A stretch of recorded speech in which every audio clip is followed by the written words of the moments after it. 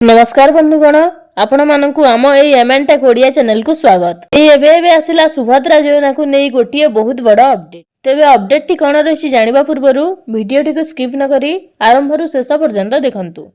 Update T कौन रही जानि परिबे। एही हिताधिकारी को मिलिबो नाही सुभद्रा टंका। आपण माने समस्त जानि सारिथिबे मार्च 8 तारिख अर्थात महिला दिवस अवसर रे सुभद्रा योजनार चतुर्थ किस्ती टंका आसीबाकू जाउछि। यह पूर्व जारी है एक नुआ सूचना। जदि आपण भी जड़े सुभद्रा योजनार हिताधिकारी होइतिबे एवं टंका पाउथिबे तेबे आपणक पई बड़ गुरुत्वपूर्ण खबर। प्रथमत आपण माने जानिथिबे सुभद्रा योजनार वार्षिक दुईटी किस्ती रे 5-5 हजार 10,000 टंका मिली थाए। तेबे जहा कि गोटिए किस्ती टंका रक्षाबंधन रे मिलिथिबा बेले आउ गोटिए किस्ती टंका महिला दिवस रे मिली थाए।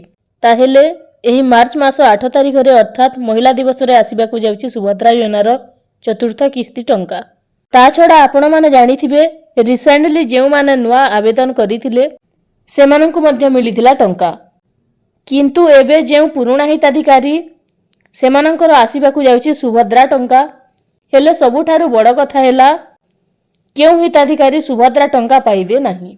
तेबे जानि रखंतु जेउ हिताधिकारींको इकेवाईसी नथिबो एवं डीबीटी एनाबल बैंक अकाउंट नथिबो तो सेमानंकर खाता रे टंका जमा हेबो नाही।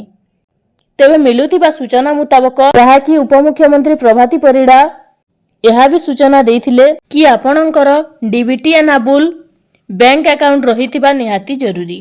काहे कि ना सरकार सुभद्रा योजना अधीन रे आधार कार्ड थ्रो रे टंका पठाई थांती। आपणकर आधार कार्ड जो बैंक अकाउंट रो डीबीटी रहिथिबो तेबे सेही अकाउंट को टंका जाई थाए।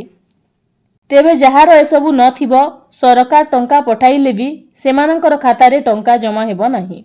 एहा छडा आउ गोटिए कथा जानंतु पूर्वरु जो हिताधिकारी गोटिए किस्ती टंका पाइछंती एवं दुईटी किस्ती टंका अटकिछि किमा दुईटी किस्ती टंका पाइछंती एवं गोटिए किस्ती टंका पाइनाहंती तेबे से हिताधिकारी को मध्य मिलिबो एही टंका। अर्थात पूर्वरु अटकिथिबा टंका एही महिला दिवस रे मध्य मिलिबो। एमिति कि जेउ हिताधिकारी तृतीय किस्ती टंका पाइछंती एवं चतुर्थ किस्ती टंका पाइबा पई अपेक्षा रे थिले सेमानंकु मध्य मार्च 8 तारिख महिला दिवस रे मिलिबो 5,000 टंका। तो एटा थिला अपडेट जहा मु आपनकु जणी देली। तो एही परि अनेक गुडे इन्फॉर्मेटिव वीडियो देखिबा पई आम चैनल को सब्सक्राइब करंतु। धन्यवाद।